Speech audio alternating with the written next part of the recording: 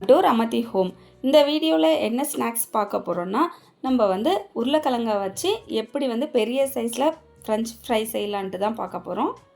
நான் வந்து 1 கிலோ உருளைக்கிழங்க பாதி பாதியாக கட் பண்ணி நல்லா ஒரு பவுலில் போட்டு நல்லா வேக வச்சு எடுத்திருக்கேன்.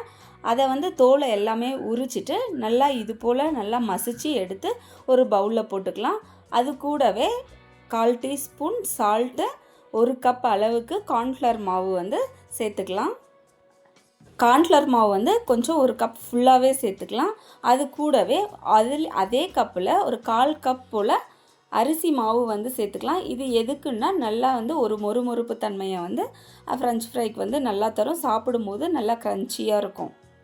அது எல்லாமே சேர்த்து நம்ம இது போல் சப்பாத்தி மாவு பதத்துக்கு வந்து நல்லா பிசைஞ்சு எடுத்துக்கலாம்.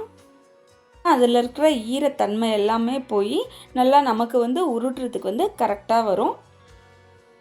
இந்த அளவுக்கு பிசைஞ்சு எடுத்தாவே அதுவே போதுமான அளவு.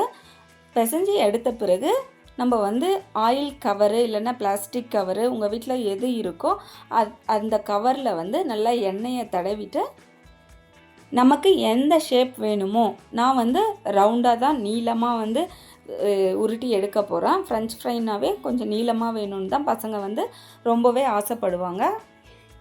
இது போல் நம்ம கையிலவே உருட்டி எடுத்து தனியாக வச்சுக்கலாம். உருட்டும்போது நம்ம லைட்டாக ஆயில் அப்படி இல்லைன்னா கார்ன்ஃப்ளவர் மாவு அதில் வச்சு நல்லா உருட்டி எடுத்துக்கலாம்.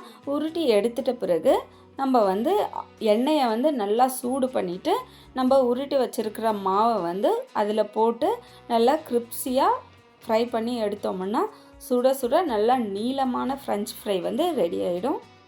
இது போல் நீளமாக நல்லா ஃப்ரை பண்ணி எடுத்துட்ட பிறகு அதுக்கு மேலவே நம்ம தேவைப்பட்டால் பசங்க வந்து காரத்துக்கு தகுந்த மாதிரி கரம் மசாலா, உப்பு, மிளகாத்தூள், பெப்பர் தூள் உங்களுக்கு பிடிச்ச மாதிரி எது வேணால் ஆட் பண்ணிக்கலாம். இந்த வீடியோ வந்து ரொம்பவே யூஸ்ஃபுல்லாக இருக்கும்னு நினைக்கிறேன். அப்படி யூஸ்ஃபுல்லாக இருந்துச்சுன்னா மறக்காமல் ரமதி ஹோமை சப்ஸ்கிரைப் பண்ணிவிட்டு பக்கத்தில் இருக்கிற பெல் ஐக்கானை ப்ரெஸ் பண்ணிக்கோங்க. நெக்ஸ்ட் வீடியோவில் புதுசான ஸ்நாக்ஸோட இல்லை புதுசான டிப்ஸோட பார்க்கலாம். மறக்காமல் இந்த சேனலை சப்ஸ்கிரைப் பண்ணி வச்சுக்கோங்க. தேங்க்யூ, பாய்.